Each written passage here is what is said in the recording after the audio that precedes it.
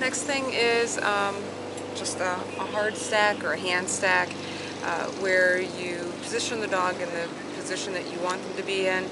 Um, it's different than a free stack because in the free stack the dog's just kind of naturally standing with legs square underneath them, rear legs out, front legs square underneath them, back legs out and behind their body a bit. With the hand stack, it's essentially what you're attempting to get is essentially the same thing with a little more control and in a position where the judge can come up and go over your dog and they're looking alert and leaning forward into their stack. So we will do a little bit of that. The beginning part of it is getting your dog to accept having your hands hold their head. So we'll do that part first and then take a break and go and do the rest of it after that.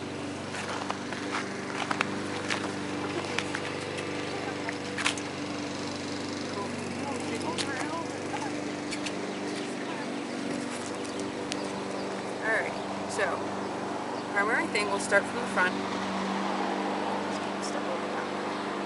You use these jawbones to give you some leverage.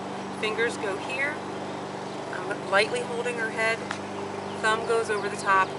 You're going to, let's turn sideways, baby. You're going to form a C with your left hand, and it can go here at the back of the puppy's head. If the puppy resists and tries to fight, lift their feet and do all that stuff, Jinxie understands what we're doing now, so she doesn't fight anymore.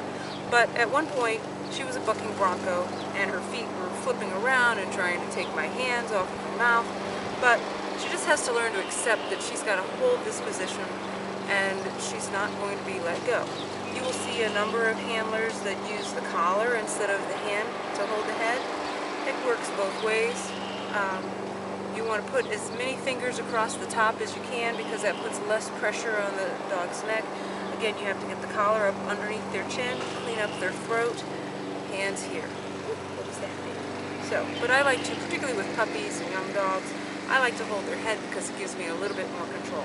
So you notice she just kind of puts her head where I want it to be and just accepts what I'm asking her. When she doesn't, my hand comes back here. I just open hand, C shape, right at the back of her head to make her hold her head still. Good girl.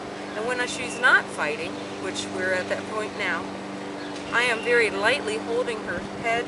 She's pretty much resting her chin or the bottom of her jaw on my fingers. And my fingers are on the jawbone closest to me. I can use my thumb to stroke her face and let her know how good she's being.